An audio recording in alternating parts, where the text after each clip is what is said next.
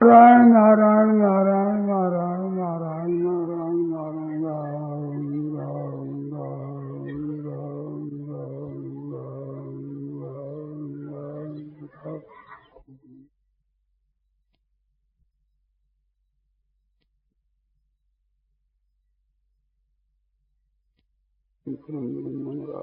सौंदर्य वंदे गंगा प्रपन्न पारिजाताय तोत्रवेत्रैकपाणये ज्ञानमुद्राय कृष्णाय गीतामृतविधे नमः।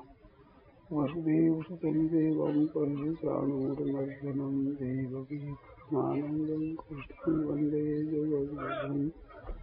वंशीविभूषितकरान्नवनीरदाधात् पीताम्बरायणदण्डफलाधरोष्ठात् पूर्णेन्दुसुन्दरमुखादरविन्दनेत्रा कृष्णात् परं किमपि तत्त्वमहं न जाने हरि।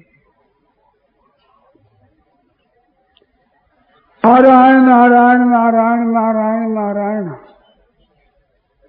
देखो, तत्व ज्ञान है वो विवेक विचार साध्य है। जितना गहरा विचार करेगा उतना तत्व ज्ञान होगा। और योग की सिद्धि होती है निष्काम भाव पूर्वक सेवा करने से। सेवा होती है उस पुरुष से जो दीन दुखियों को देख करके करुणित हो जाए, कृपा आ जाए, द्रवित हो जाए और सुखियों को देख प्रसन्न हो। ये दो बात होती है, उससे कर्मयोग बड़ा सुंदरता से अनुष्ठित हो जाता है। तो ये दया और करुणा से निष्काम भाव पूर्वक सेवा करने से योग की सिद्धि हो जाती है। और भक्ति की सिद्धि में अपनापन खास हेतु है, आत्मीयता। ये क्रियाएं हैं वे भी उनमें सहायक होती है, परंतु ये खास मार्मिक चीज है। मार्मिक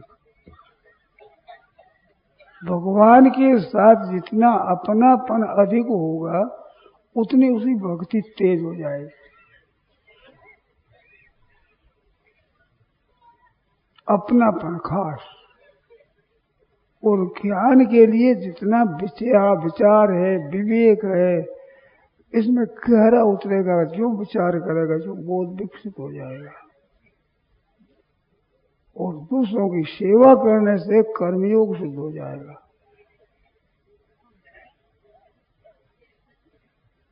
इसमें एक हमारे विचार आया कि सेवा की इतनी महिमा है, सेवा धर्म परम गहनो योगी नाम अप्यगम्य। योगियों के लिए अगम्य बताया, ऐसा गहरा सेवा भाव है। तो गीता में देखो तो आदि शांत तक सेवा शब्द नहीं मिला। स्वकर्मणा तम अभ्यर्थ्य, अभ्यर्थना है पूजा। भगवान का पूजन करे कर्मों के द्वारा, कर्म सामग्री से पूजन करे। तो पूजन है वो बहुत ऊंची चीज, अच्छी चीज। ये काम करते हैं उसके हम तीन विभाग कर सकते हैं। एक तो किसी का काम धंधा कर लेना, और एक किसी की सेवा करना, और एक पूजा करना। ये काम किए जाए उसके तीन विभाग हो जाते हैं भावों के कारण से। तो दूसरे का काम धंधा कर दिया, अन्न जल वस्त्र आदि का प्रबंध कर दिया, मकान का प्रबंध कर दिया, ऐसे काम धंधा घर का जो धंधा कर दिया, ये है काम करना। और सेवा होती है पूज्य जनों की, जैसे माता पिता है, गुरुजन है, बड़े बूढ़े हैं, उनको सुख पहुंचाना, चरण चांपी करना आदि, वो तो सेवा होगी। अन्न है, जल है, वस्त्र है, शरीर को ठीक रखना, ये भी सेवा है। तो ये सेवा में हो जाएगा, वो कर्म जितने हैं वो सेवा में हो जाएंगे। परंतु सेवा शब्द वहां पूज्य भाव होता है, आदर भाव होता है और उसको सुख पहुंचाने की चेष्टा की जाती है, वो सेवा हो जाती है। काम में भी सुख पहुंचाया जाता है, परंतु उसको केवल काम धंधा कर देना है, ये नौकर भी कर सकता है पर सेवा नहीं कर सकता। उसको सेवा मान लो भले, झाड़ू दे देगा, सफाई कर देगा, कपड़ा धो देगा, जल भर देगा, स्नान करा देगा, ऐसे घर का काम धंधा कर देगा, तो ये काम धंधा होगा, वो एक सेवा भाव से होगा। गुरु भाव है, उनका हम काम करते हैं, झाड़ू देते हैं, मकान धोते हैं, कपड़ा धोते हैं, तो उसमें एक विलक्षण आनंद आता है। सेवक को वो आनंद नहीं आता, वो काम करता उसमें तो एक रस आता, उसमें भी जितना जितना काम बन जाता है उतना ही प्रसन्न होता है मन, परंतु सेवा भाव वाले की प्रसन्नता बहुत ज्यादा होती है। इसमें मेरा समय सेवा में लग गया, गुरु सेवा बन गई, उसको सेवा कहते हैं। और वही सेवा पूजा रूप से हो जाती है। पूजा जैसे ठाकुर जी हम पूजन करते हैं, पुष्प चढ़ाते हैं, चंदन चढ़ाते हैं, माला पहनाते हैं, आरती करते हैं, ऐसे भावपूर्वक जो काम किए थे वही काम, स्नान कराना है, जल पाना है, वस्त्र धो देना है, झाड़ू देना है, काम वही, वो काम हुआ और वो सेवा हुई। और वही पूजा दृष्टि से की जाए तो पूजा हो जाती है। पूजा की इतनी विलक्षण बात है, सेवा से ही अगाड़ी ऊंची है बात। सेवा करने में आनंद आता है। जैसे सेवा करें, चरण चांपी करी, तो चरण चांपी जो चरण दबाते हैं, पैर दबाते हैं, उससे उनकी सेवा होती है। नौकर भी पैर दबा सकता है, काम होता है, वो काम कर दिया, परंतु भावपूर्ण चरण चांपी करने से वो सेवा हो जाती है। और भावपूर्ण चरण छूते हैं, केवल नमस्कार करके चरण छूते हैं, उसमें एक बिजली का करंट तरह का आनंद आता है, एक विलक्षणता आती है। तो वो जो पूजन है, उस पूजन बुद्धि से वो होता चरण छूना, उसमें उनको सुख पहुंचाना है ये बात नहीं होती। उनमें हमारा कुछ सहयोग हो जाए, इनके साथ में कुछ मेरी ऐसी पूजा हो जाए तो वो पूजन करता है। तो चरण छूने मात्र से जो आनंद आता है, जो पापों का नाश होता है, वो चरण चांपी से उतना नहीं होता है। और नौकरी है, नौकर करता है तो नौकरी मिल जाती है, उसमें कोई चरण दबाव करो, उसमें करो, काम कर देता है, तो वो काम धंधा होता है। और भावपूर्वक करते हैं वो सेवा होती है। और बहुत अधिक पूज्य आदर भाव होता है, वहां दर्शन मात्र से प्रसन्नता होती है। केवल दर्शन करने से गदगद हो जाता है, प्रसन्न हो जाता है। ऐसा चरण सुने ये शाम संस्मरणात् सूत सद्य सिद्ध्यन्ति वे गृहा। जिन संत महात्माओं के ठीक स्मरण करने से, याद मात्र करने से, जहाँ एक जगह बैठ करता है तो पास पास के घर पवित्र हो जाते हैं। सद्य सिद्ध्यन्ति वे गृहा, बहुवचन दिया, घर पवित्र हो जाते हैं एक के स्मरण करने से। किम पुनः दर्शन स्पर्श पाद शौचासनादि। दर्शन कर रहे हैं, स्पर्शन कर रहे हैं, स्पर्श कर रहे हैं, और उनका चरण धो जाए, वे हाथ पर धो लें, इनकी तो कहना ही क्या है। वहां की जगह बहुत पवित्र हो जाती है, निर्मल हो जाती है, विलक्षण हो जाती है। परंतु वो विलक्षणता हरेक को दिखती नहीं, हरेक नहीं समझता। जैसे श्रीमद् भगवद गीता लिखा हुआ शब्द हो, तो जिनको अक्षरों का ज्ञान नहीं है उनको भी दिखता है, अक्षरों का ज्ञान नहीं है उनको भी वैसा ही दिखता है। परंतु अक्षरों का ज्ञान होता है उसको और से दिखता है। वो पढ़ करके दे श्रीमद् भगवद गीता लिखा, अपढ़ तो समझ नहीं सकता। और जिसको ज्ञान है व्याकरण का, श्री शब्द कैसे बढ़ा, श्रीमत का क्या अर्थ होता है, भगवत का अर्थ क्या होता है, गीता का क्या अर्थ होता है, तो वो व्याकरण पढ़ा हुआ है श्रीमद् भगवत गीता का अवयवार्थ ठीक तरह से समझ लेता है। और जिसको गीता का अभ्यास है, गीता है, तो श्रीमद् भगवत गीता देखते पढ़ते गीता के भाव आ जाते हैं। किस अध्याय में क्या क्या है गीता में, वे भाव आ जाते हैं। तो जितना वो अधिक समझता है उतना ही उसका असर अधिक पड़ता है। ऐसे ही काम धंधा में भाव अधिक होने से वो सेवा हो जाती है, वो पूजा हो जाती है। तो पूजा रूप से काम किया जाए सब, उसमें एक ऐसी विलक्षण बात बता मैं कि उठे तब से पूजन करे। अभी भगवान को याद है, पूजन कर रहा हूं, अब मैं भगवान की पूजा में प्रवृत्त हो रहा हूं। घर का धंधा करे वो पूजा रूप से करे। रसोई बनावे तो ठाकुर जी के प्रसाद पूजन हो रहा है, ठाकुर जी के भोग लगेगा। पूजा बुद्धि से झाड़ू दे, पूजा बुद्धि से पानी भरे, पूजा बुद्धि से स्नान करे। और एक बात है, आपको आश्चर्य आता है, टट्टी पेशाब भी पूजन बुद्धि से करे।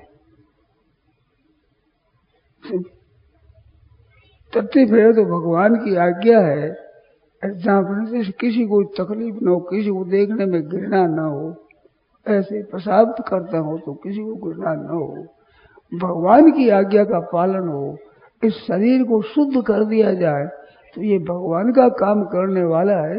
इसको निर्मल कर दें, शुद्ध कर दें भीतर से, तो शुद्ध करने में भगवान की पूजा हो गई।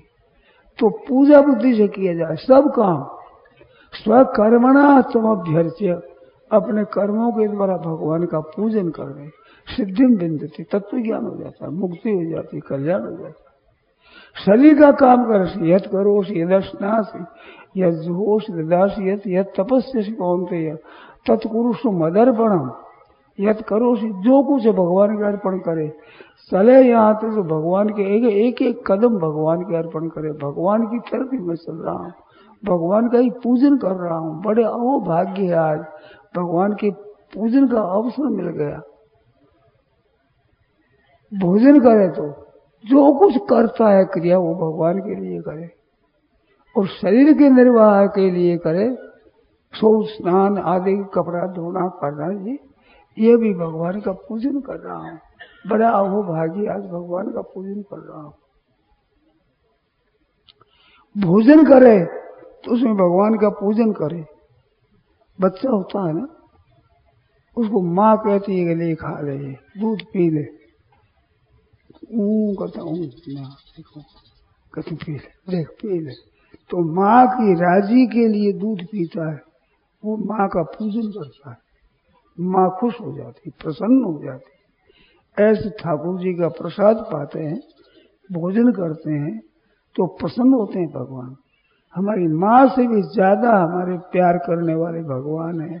हमारे भोजन करने से भी राजी होते हैं, प्रसन्न होते हैं। उनकी प्रसन्नता के लिए ही भोजन करता है। प्यास लगती जब पीता है भगवान की प्रसन्नता के लिए, तो भगवान राजी होंगे। सोता है तो भगवान की प्रसन्नता के लिए, उठता है तो भगवान की प्रसन्नता के लिए, किसी बात करे तो भगवान की प्रसन्नता के लिए, घर में काम धंधा करे तो भगवान की प्रसन्नता के लिए, तो वो पूजा हो जाती। काम धंधा वही हुआ, सेवा वही हुई, वही पूजन हो गया। तो पूजन का महत्व ज्यादा है। तो सेवा शब्द नहीं आया, अभ्यर्थना आई, पूजन आया। गीता में पूजन आया, स्वकर्मा तो अभ्यर्च्य, पूजन करे अपने कर्मों के द्वारा। तो हमने देखा ये यज्ञ जितने हैं, और तो जो कर्मयोग 30 अध्याय में लोक संग्रहार्थ कर्म है, तो लोक संग्रह के लिए कर्म करता है, मानो अच्छा श्रेष्ठ आचरण करता, उसके अनुसार दूसरे करते हैं। तो लोगों को, सबको अच्छे काम में लगाने का ही उद्देश्य केवल लोक संग्रह, मानो लोगों का पूजन हो जाए, लोग सबके सब लग जाए इसमें, इस बात को लेकर वो करता है काम। तो ज्ञानी तत्व के जीवन मुक्त पुरुष जो काम करते हैं वो दुनिया मात्र की बड़ी भारी सेवा करते हैं। उनकी क्रियाओं से दुनिया का बड़ा कल्याण होता है, दुनिया का बड़ा उद्धार होता है, उनके जीते रहने से होता है। मरने पर भी जैसे गोस्वामी जी महाराज की रामायण पढ़ते हैं तो कितना एक विलक्षण आनंद आता है। सत्संग में लोग नहीं आते, इतने से अधिक वे गीता रामायण की पाठ में आते। पाठ की ध्वनि सुनने में आनंद आता है। बड़ी बूढ़ी माताएं हैं, बूढ़े सज्जन है, वे पढ़ते नहीं, पढ़ना आता नहीं, चौपाइयों का अर्थ समझते नहीं, पर उस ध्वनि में मस्त हो जाते। तो गोस्वामी जी महाराज की वाणी में ये ताकत है। तो संत पुरुषों की वाणी में ताकत है। मरने पर भी उनके द्वारा हित होता है, जीने पर भी हित होता है। जहाँ वे रहते हैं वहाँ का भी वायुमंडल, वहाँ की जगह पर सिद्ध गया ही पूजिए, सिद्ध रहा की ठोर रहने की जगह होती है, वो उनकी पवित्र हो जाती है। परमाणु ऐसे पवित्र हो जाते हैं, वहाँ हर एक आदमी जाता है तो चित्त की प्रसन्नता होती है, राजी हो जाता है, पाप नष्ट होते हैं, ये अनुभव होता है। मनुष्य का कालापन है, मन का मैलापन है, वो मिटता है, शुद्धि आती है, निर्मलता आती है। साधु नाम दर्शनम पुण्यम, तीर्थ भूता ही साधु, तीर्थ स्वरूप है। जैसे गंगा जी में स्नान करें तो स्नान से एक विलक्षणता आती है। गंगा स्नान में तो और विलक्षणता है। थोड़ा आचमन करो, भीतर से ठंड होगा, बाहर करो रोम रोम ठंडा हो जाए, कण कण में ठंडक पहुंचती है, एक आराम आता है। बड़े से जितना ही पूज्य भाव अधिक हो, आदिर भाव जितना ही अधिक होगा, उतना ही उसके स्नान में बहुत विलक्षण आनंद आएगा और पापों का नाश होगा। तो वो पूजा हो गई। ऐसे स्नान करे तो ऐसे संत महात्मा पुरुष आ जाए घर पर, वे हाथ भी धो ले, शरण भी धो ले, भोजन भी कर ले, वे कुछ स्वीकार भी कर ले, तो उसे बड़ी प्रसन्नता होती है।